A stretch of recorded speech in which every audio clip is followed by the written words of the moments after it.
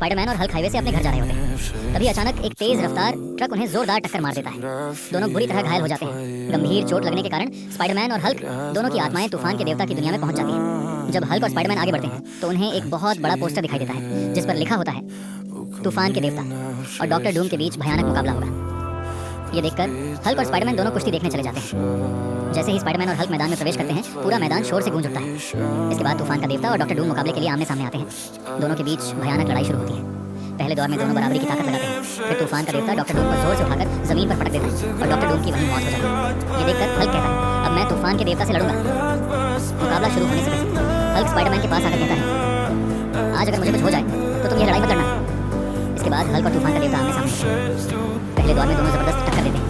फिर तूफान का देवता हल्क को जोर से उठाकर जमीन पर पटक देता है और हल्क की वहीं मौत हो जाती है। स्पाइडरमैन हल्क के पास आकर फूट कर रोने लगता है।